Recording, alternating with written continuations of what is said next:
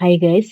APDSC 2025కు సంబంధించి ఏవైతే sports కోటాకు సంబంధించి 421 పోస్టులు ఏవైతే ఉన్నాయో వాటికి సంబంధించి అవి ఎలా ఫిల్ చేశారు?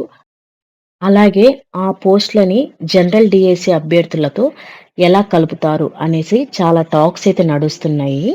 ముందుగా ఈ స్పోర్ట్స్ కోటా అన్నది ప్యూర్‌లీ ఇంటూ హారిజాంటల్ రిజర్వేషన్ అండి 3%. ఈ స్పోర్ట్స్ కోటా గురించి ఒక ప్రొసీజర్ అండ్ జీవోస్ గురించి తెలియక కొంతమంది మాట్లాడుతున్నారు. వాళ్ళకైతే ఒక క్లారిటీ అయితే నేను ఇవ్వదలుచుకున్నాను.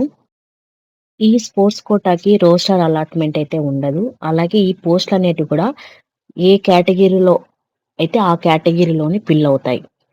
ఫర్ సపోజ్ బీసీఏ అయితే బీసీఏలో మాత్రమే ఫిల్ అవుతాయన్నమాట. వీటికంటూ సెపరేట్ కోటా అనేది ఏమీ లేదు. ఫర్ ఎగ్జాంపుల్ 100 పోస్టులనేటివి ఉంటే 3 పోస్టులొచ్చేసి స్పోర్ట్స్ పర్సన్‌కైతే ఇవ్వాల్సి ఉంటుంది. మరి ఆ 3 పోస్టులు ఫిల్ చేయాలంటే వాళ్ళ యొక్క హైయెస్ట్ మెరిట్ అయితే చూస్తారు. తర్వాత వాళ్ళ యొక్క కేటగిరీ చూస్తారు. వాళ్ళ యొక్క కేటగిరీలో వాళ్ళు ఫిల్ అయ్యేలాగా చూస్తారు. దానికి కాబట్టే ముందుగా స్పోర్ట్స్‌కి సంబంధించి సర్టిఫికేట్ వెరిఫికేషన్ అయితే కంప్లీట్ చేశారు.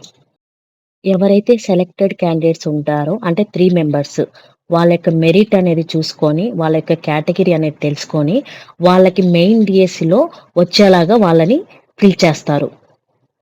ఇక్కడ స్పోర్ట్స్ వాళ్ళకి సెపరేట్ వేకెన్సీస్ అనేటివి లేవు. వాళ్ళకి క్యాస్ట్ ఉంటుంది. అలాగే స్పోర్ట్స్ కేటగిరీలో వాళ్ళకి హయ్యర్ అచీవ్‌మెంట్ మెరిట్ అనేది ఉంటుందన్నమాట.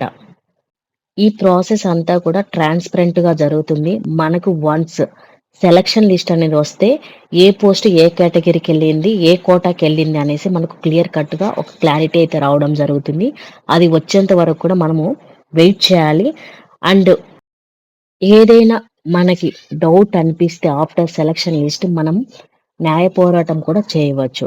సో, మనం సెలక్షన్ లిస్ట్ వచ్చేంత వరకు కూడా ఏది మాట్లాడడానికి మనకైతే ఛాన్స్ లేదు. ఎందుకంటే as per GOs and as per zone కన్స్ట్రక్ట్‌లోకి తీసుకొని ఇవన్నీ కూడా ప్రాసెస్ జరుగుతుంది. దీన్ని బట్టి ఒక క్లారిటీ అయితే వచ్చి ఉంటది. స్పోర్ట్స్ కోటా పోస్ట్‌లో ఎలా ఫిల్ చేశారు అనేసి. Thank you guys.